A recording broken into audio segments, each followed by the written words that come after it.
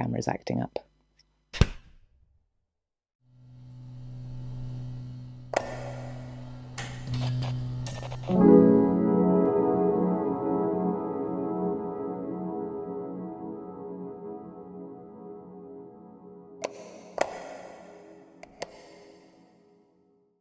Hi there.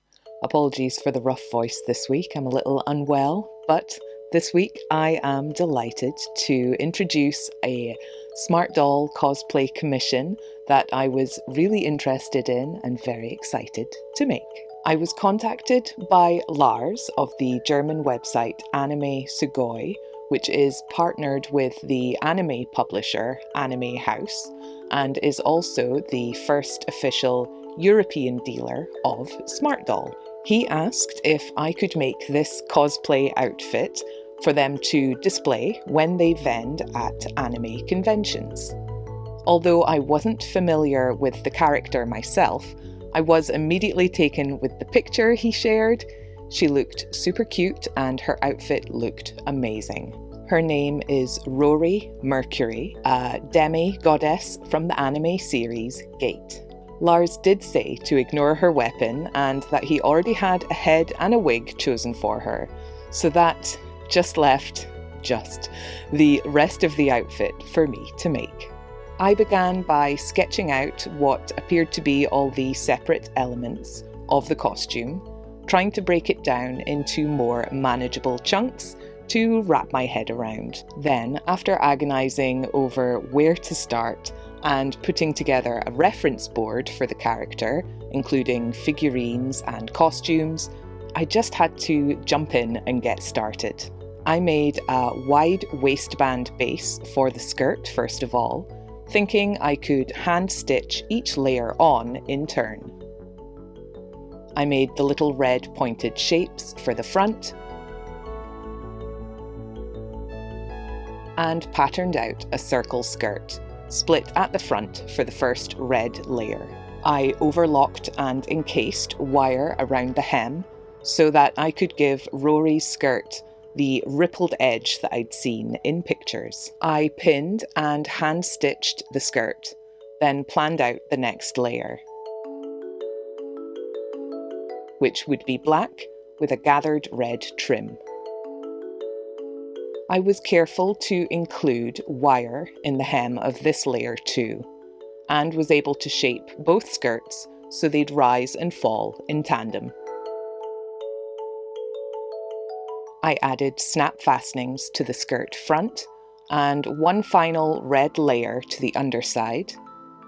Then I just had a couple of tiny decorative buttons to add to the outer closure off screen.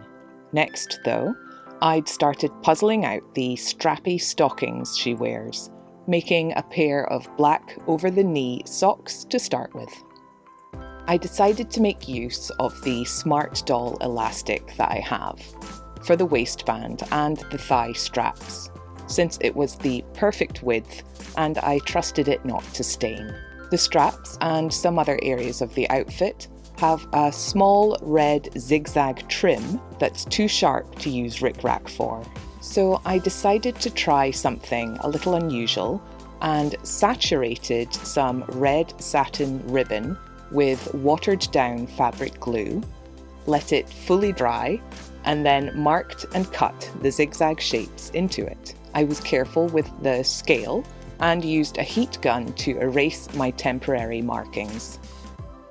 And once finished, I was really delighted with the look.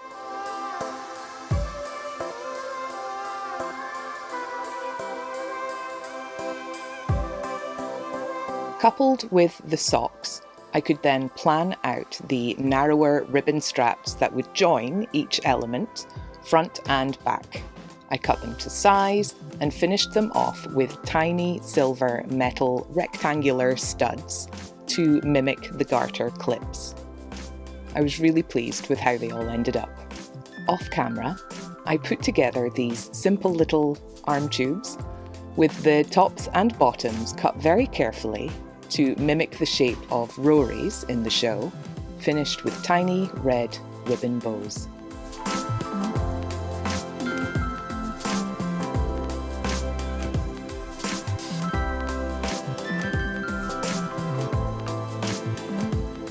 Switching back into planning mode, I started sketching out pattern plans for her corset style bodice. It will have a white section with red crosses at the front, red ruffled trim at the top and bottom, broad red straps, and will lace up at the back. I made use of my own classic Smart Doll mannequin to drape and test my pattern. I joined the pattern pieces, like this, to turn some of the separate sections into darts for shaping instead. I also planned out the strap with flared ends, thinking that I might end up inserting the short puffed black sleeves she has directly to this layer, instead of making them part of an underlayer. I joined black and white fabric, shaping the little lower points for the front, before tracing and cutting the rest of the bodice.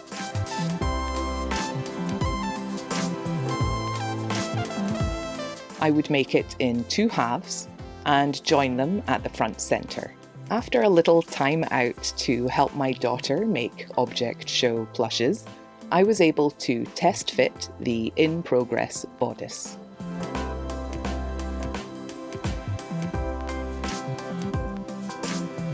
I was happy with the fit, so I went ahead and made up a white lining layer to add a little more structure and help with stain prevention. Following a little pressing and hand stitching, I used the same method as with the stockings to add a zigzag red trim to the top of the bodice, and would then hand stitch the 2 halves of this gathered red ruffle. I used the same stiffened ribbon trick again to replicate Rory's X motifs, which are a recurring element of her outfit, for the bodice front.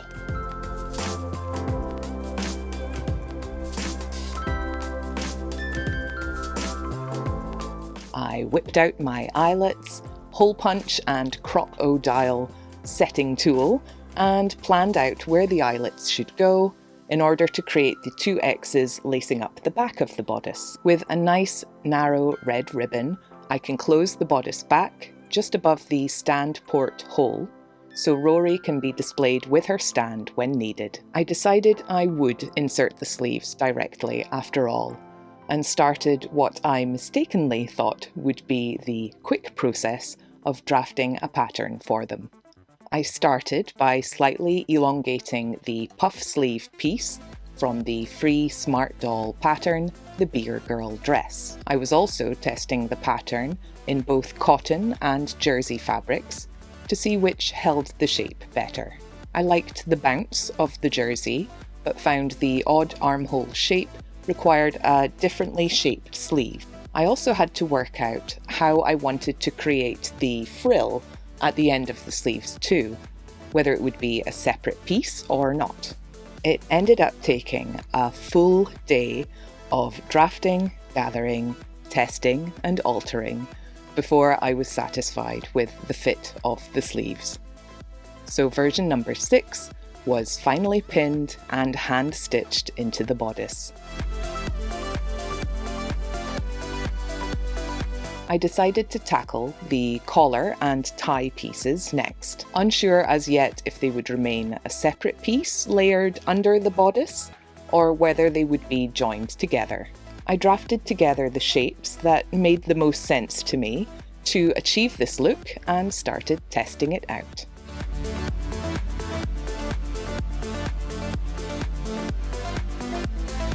This also took a couple of different attempts to get just right, as I misjudged the bulk that the gathered red trim would add to the collar, and I wanted it to be able to slip over the neck without adding a back fastening.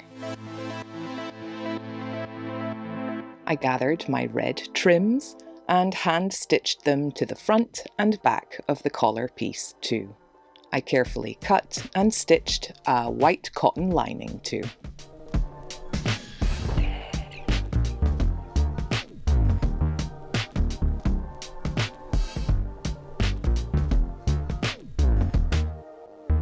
Once happy with the fit of the collar, I patterned out a tie shape and made it from red cotton. for a crisp pressed look, and added the various details with ribbon too.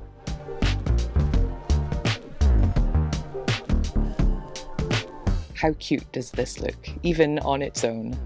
I tried out the collar and bodice together and decided that it would be best if the two were combined, so they didn't shift as the ball was repositioned, so I hand-stitched them together. At the back of Rory's outfit is a big bow which I made in red and gathered up.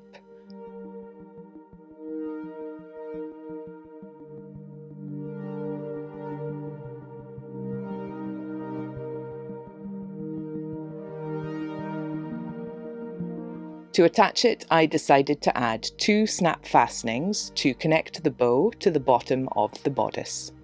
This allows the bow to sit just above the doll's stand neatly. Super cute.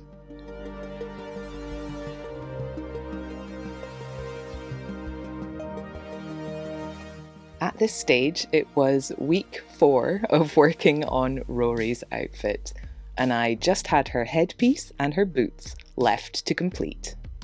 I had already purchased red zips to use at the back of her boots and decided to use this 3D printed headband, which I actually received from my good friend Marna of Dolls Rescued in a bundle of Smart Doll goodies from her Winterfest event. The headband made a perfect base to build the cat ear shapes onto. I made a template and cut several layers of heavy mount board to shape. My plan was to use the same type of gathered red fabric as in the outfit and to sandwich them between the outer layers. I would need 2 inner layers to match the thickness of the gathered ruffles and would paint them black before joining together. Here I've made all the separate elements, including some hand-painted details and bows to match her design. I'll join the ears to the band using super glue for a strong bond, and we'll add the ribbons on after.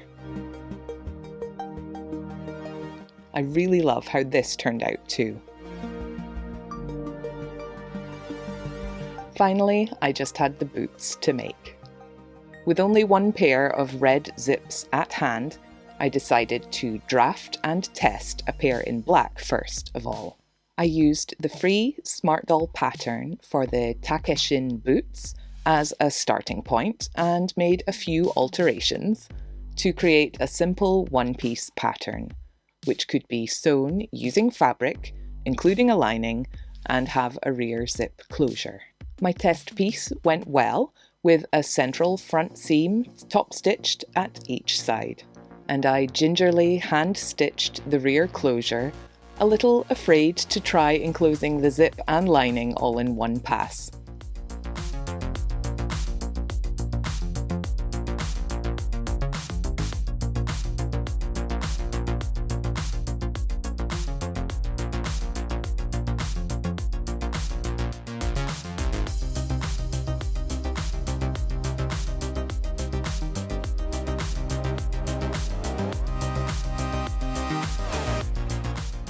I took the first test pair far enough to spot a couple of different changes I wanted to make to the pattern shape and to the assembly process, and decided to forge bravely ahead and make my red pair of boots.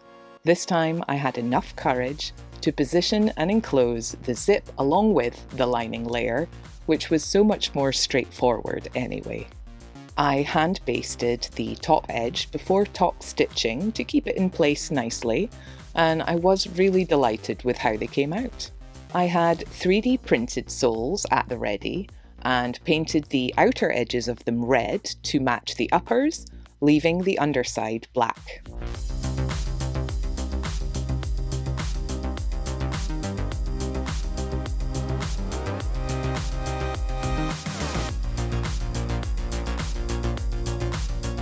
I had the uppers glued into the soles and just had Rory's iconic X's to add using my now tried and tested stiffened ribbon method.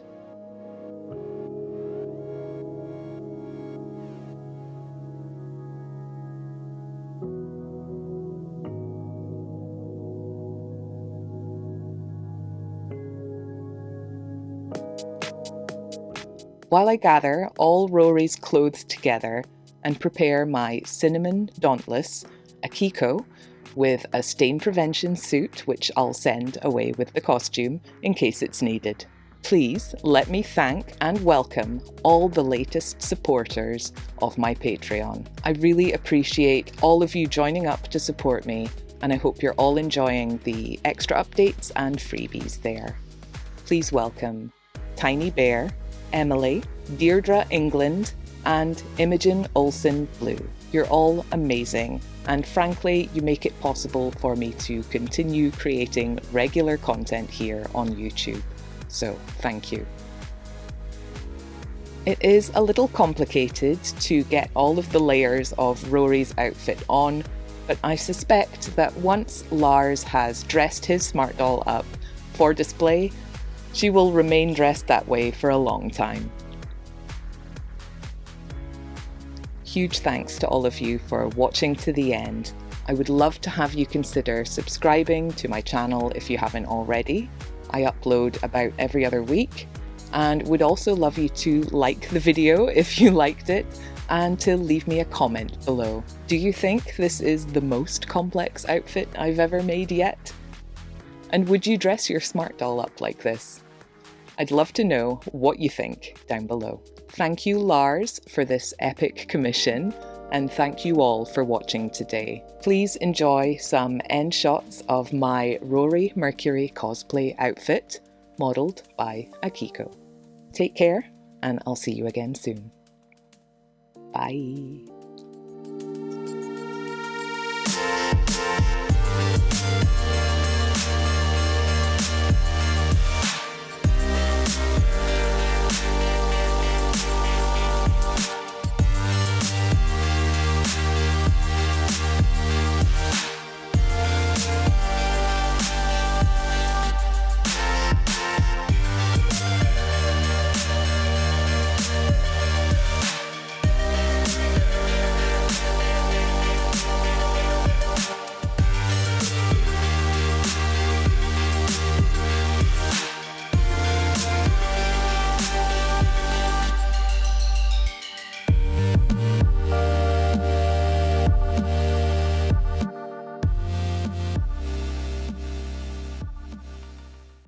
I used the free smart doll.